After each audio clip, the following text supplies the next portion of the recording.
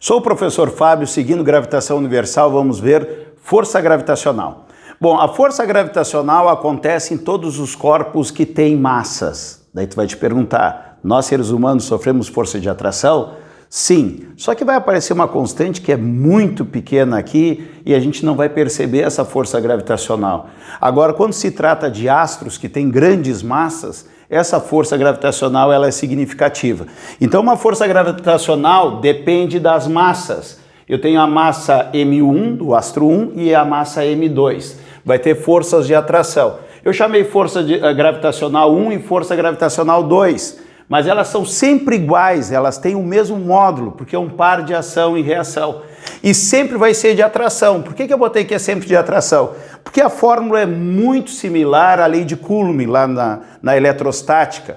Lá era F é igual a K, Q1, Q2 sobre D ao quadrado. Por quê? Porque dependia das cargas, atração ou repulsão. Aqui é sempre atração e depende das massas, da massa 1 e da massa 2. Certo? E inversamente proporcional à distância ao quadrado. Esse G é a constante da gravitação universal, vale 6,67 vezes 10 na menos 11 newtons metro quadrado por quilograma ao quadrado. Bom, aplicação da força gravitacional agora a gente vai ver agora. Né? Quando se pergunta qual é a gravidade da Terra, nos exercícios físicos a gente usa de 10 metros por segundo ao quadrado, claro que é um valor arredondado para facilitar. Ah, professor, então é 9,81? Depende, a gente vai ver que na própria superfície da Terra a gente tem variação desse valor, certo? Bom, a gravidade na superfície da Terra tem um valor. Conforme nos afastamos da superfície da Terra, esse valor da gravidade vai reduzindo. Observe o seguinte, na superfície da Terra, eu tenho a massa do planeta e o raio do planeta, certo? O que vai acontecer? Esta massa, nós, por exemplo, somos atraídos para o centro da Terra com uma força que nós chamamos esta força de quê? Força-peso. Mas esta força-peso é a nossa força gravitacional. Observe, se peso é igual a força gravitacional, o peso é massa vezes gravidade. Massa do corpo vezes a gravidade.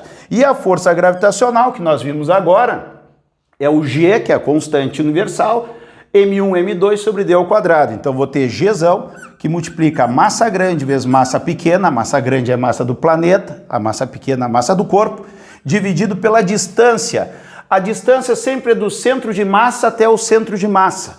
Nesse caso aqui, o corpo é muito pequeno em relação ao planeta, então a distância vai ser o próprio raio do planeta, então vai ter R ao quadrado. Observe que eu vou cortar a massa dos dois lados e aqui sai a fórmula da gravidade. A gravidade na superfície vai ser Gm sobre R ao quadrado. Agora a gente vai entender isso aqui, ó. A gravidade depende da massa do planeta e do raio do planeta, raio médio. Depois a gente vai ver que não é uma esfera perfeita, né? Então olha só o que acontece. O valor da gravidade tem uma constante que nós já sabemos, tá aqui, vai ser sempre a mesma, certo? Se eu quero saber a gravidade da Terra, eu coloco a massa da Terra e divido pelo raio médio da Terra ao quadrado, eu vou chegar no valor próximo de 9,81.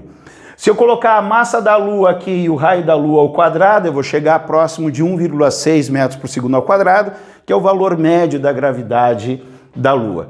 Ah, mas se eu me afastar da superfície da Terra, lógico que a gravidade vai reduzir. O que acontece se tu tiver a uma altitude da superfície da Terra? O que vai mudar da primeira para a segunda situação? Observe o seguinte, vai continuar tendo uma força de atração, que é a força-peso, e esta força-peso é a força gravitacional. Bom, só que o que mudou, que a distância entre os dois corpos era o raio do planeta. Agora não, a distância entre os dois corpos aqui, ó, olha só quanto é que vai valer. A distância que vai separar elas é o raio mais altitude. Então o que vai mudar? O cálculo é o mesmo, só que aqui a distância que eu considerei o raio do planeta vai ser R mais H. Então o valor da gravidade vai ser o mesmo, ó, Gzão, Mzão sobre R mais H elevado ao quadrado.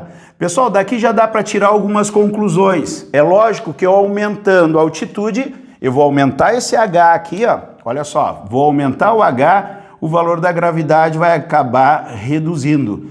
Por quê? Porque esse aumento aparece na divisão. Então, quanto mais afastado da superfície, menor é o valor da gravidade. Se você está gostando da aula, dê um like aí embaixo e se inscreva no nosso canal Delta Medicina Online para poder ter mais aulas desse tipo. Bom, voltando agora para o nosso raciocínio, nós vimos que a gravidade depende do raio do planeta. Só que nosso planeta não é uma esfera perfeita, é uma esfera achatada nos polos, tá? Que se chama de geóide. O que acontece aqui? Eu tenho uma esfera achatada nos polos. Claro que o desenho está bem exagerado para te poder enxergar. Eu tenho na linha do Equador um raio grande, porque ela é achatada nos polos, e no polo o raio é menor. Se o raio na linha do Equador é maior que o raio nos polos, e olhando para a fórmula aqui, que a gravidade é inversamente proporcional ao raio ao quadrado, onde eu tiver o raio maior, eu vou ter a gravidade menor. Então a gravidade do Equador é menor do que a gravidade nos polos. Ou seja, nos polos eu tenho a gravidade maior e na linha do Equador eu tenho a gravidade menor. Se a pergunta for, aonde é que tu pesa mais?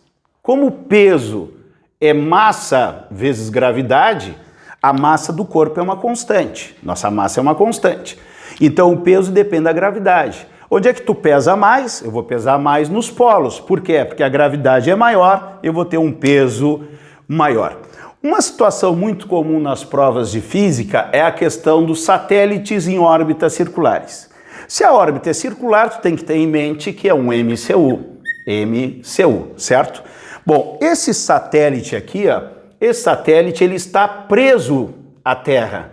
Muitas vezes o aluno se engana dizendo que pelo fato do satélite ou uma estação espacial, o astronauta está naquela situação de ausência de gravidade, parece que não tem gravidade, não tem força gravitacional. Claro que tem. Se ele está preso à Terra, existe uma força gravitacional que está atraindo ele para a Terra. Existe essa força gravitacional. Se a trajetória é circular, aonde esteja esse satélite, vai estar apontando sempre para o centro. Tá? Se o satélite estiver em outra posição, o satélite estiver nesta posição aqui, a minha força gravitacional ela vai estar nesta direção. A força gravitacional sempre apontando para o centro. Daqui eu chego à conclusão que a minha força gravitacional ela é uma força centrípeta. Então a força centrípeta que aponta para o centro é a minha força gravitacional, certo? Olha lá na videoaula lá, força centrípeta. Eu vou dizer para vocês que toda vez que aparece a força centrípeta, ela é uma resultante e toda vez que ela aparecer eu posso colocar o que é mv² sobre r. Na videoaula de força gravitacional eu explico por que tem esse valor aqui, a força centrípeta. Então a força centrípeta é mv² sobre r e a força gravitacional é Gzão, que multiplica as duas massas. Nesse caso eu vou considerar a massa do satélite pequena, mzinho, e a massa do planeta, um M maiúsculo. Isso aqui é uma vista de cima, que seria o Polo Norte, né, se fosse a Terra.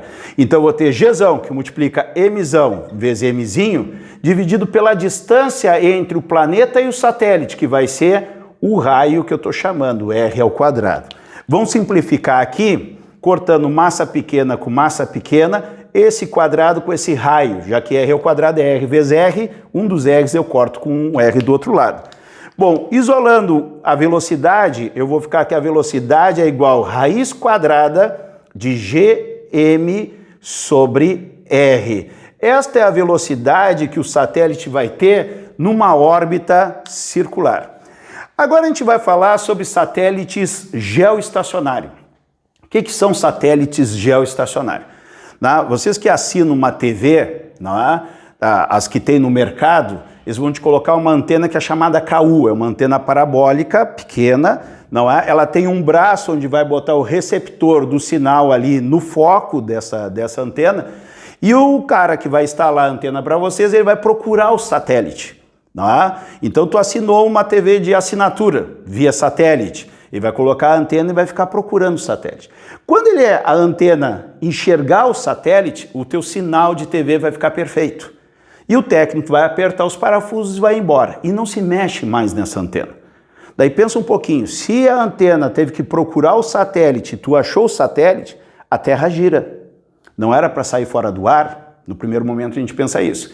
Mas não, por quê? Porque esses satélites são satélites geoestacionários. Então é como se o satélite fosse o pincel e os meus olhos fossem a antena. Eu tenho que enxergar o satélite. No momento que eu enxerguei o satélite, eu estou recebendo o sinal com perfeição. A Terra gira, mas o satélite vai girar também. De tal forma que vai girar e eu vou ficar sempre olhando para o pincel. Para isto acontecer, quando a Terra der uma volta inteira no seu eixo, que é 24 horas, o satélite vai ter que também fazer a volta no planeta num tempo de 24 horas também. Isso significa que a antena que for apontada para ele vai levar 24 horas para fazer a volta e o satélite levando as 24 horas, a antena vai estar sempre apontando para esse satélite. Então a primeira condição do satélite geoestacionário é que o período do satélite tem que ser o mesmo período de rotação da Terra, que é de 24 horas. Além disso, nós temos outra condição para o satélite ser geoestacionário. Ele tem que andar num plano na linha do Equador. Para que é necessário que ele ande na linha do Equador? Que eu tracei um plano na linha do Equador. Por quê? Porque daí todo o planeta vai ter visada. Todo o planeta pode enxergar esse satélite por causa da curvatura da Terra.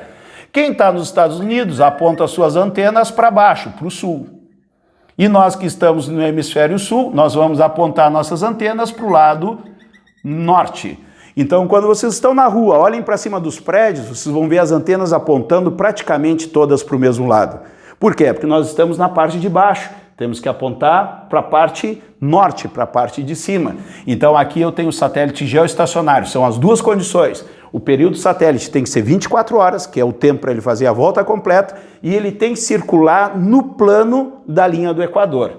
E agora a velocidade de escape, que é a velocidade para sair do efeito da gravidade.